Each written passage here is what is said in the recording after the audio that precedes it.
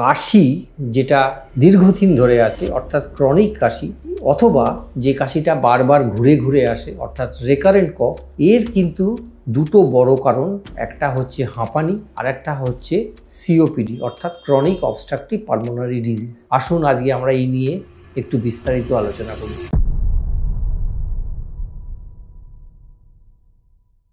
নমস্কার, আমি ডক্টর শাশ্বত ঘোষ, প্রফেসর এবং বিভাগীয় প্রধান, চেস্ট মেডিসিন ডিপার্টমেন্ট, আর.জি. কর মেডিকেল কলেজ, কলকাতা। আমি নেফ্রো কেয়ার ডিভিশন থেকে বলছি।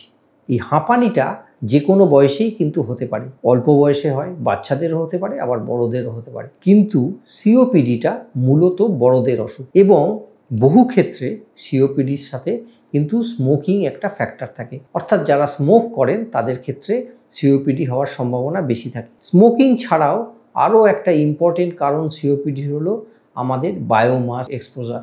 এই যে কাঠের চুল্লিতে রান্না হয়, আজকাল সেটা অনেক কমে গেছে শহরাঞ্চলে, কিন্তু গ্রামের দিকে হয়তো আছে, বা একটু নিম্ন মধ্যবিত্ত বা নিম্নবিত্ত জনজাতির মধ্যে এটা আছে, সেগুলোও কিন্তু এই যে ধোঁয়াটা, বিষাক্ত ধোঁয়াটা তৈরি হয়, সেটাও কিন্তু একটা সিওপিডির বড় কারণ।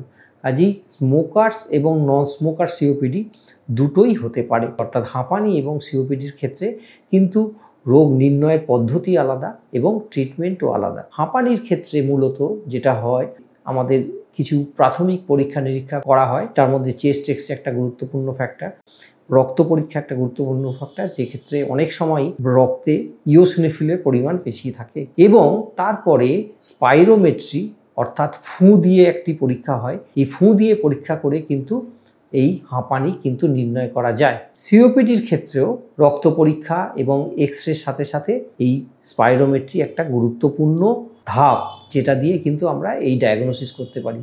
এবং বর্তমান যে বিশ্বের গাইডলাইন্স আছে, সেক্ষেত্রে কিন্তু স্পাইরোমেট্রি বেসিক ক্রাইটেরিয়া সিওপিডি ডায়াগনোসিসের ক্ষেত্রে, অর্থাৎ স্পাইরোমেট্রি না করে আমরা সিওপিডিকে ডায়াগনোসিস করতে পারি না। এবং এই দুটো অসুখ, হাঁপানি এবং সিওপিডি, দুটোর ক্ষেত্রে কিন্তু চিকিৎসা অনেকটাই আলাদা, কিন্তু একটা কমন ব্যাপার হচ্ছে ইনহেলার্স একটা প্রধান ট্রিটমেন্টের অঙ্গ। ইনহেলার নানা ফর্মে নেওয়া যায়, অনেক সময় গ্যাস ফর্মে নেওয়া যায়, অনেক সময় ক্যাপসুল, তার ভেতর ড্রাই পাউডার থাকে, সেটা নেওয়া যায়, নানাভাবে নেওয়া যায়। তো ইনহেলার একটা প্রধান অস্ত্র আমাদের এই সিওপিডি এবং হাঁপানি ট্রিটমেন্টের। ইনহেলার কিন্তু সরাসরি ফুসফুসে গিয়ে কাজ করে। এই হাঁপানি এবং সিওপিডি এই দুটোর ক্ষেত্রেই কিন্তু প্রধান ট্রিটমেন্ট কিন্তু ইনহেলার্স। তার সাথে আনুষঙ্গিক কিছু ট্রিটমেন্ট, সেটা পেশেন্টের বয়স, পেশেন্টের ক্লিনিক্যাল কন্ডিশান, পেশেন্টের কী পরিমাণে কী পর্যায়ে রোগ আছে, তার উপর নির্ভর করে ডাক্তারবাবুরা দেন। এই প্রসঙ্গে একটা কথা বলে রাখা জরুরি, এই যে ইউটিউবের ভিডিও বা এই রিলেটেড অন্য ভিডিও সম্পর্কে আপনাদের যদি কোনো প্রশ্ন থাকে, দেখবেন ইউটিউবের ডেসক্রিপশন বক্সে একটা লিঙ্ক আছে। এই লিঙ্ক ক্লিক করে আপনারা আপনাদের প্রশ্ন রাখতে পারেন।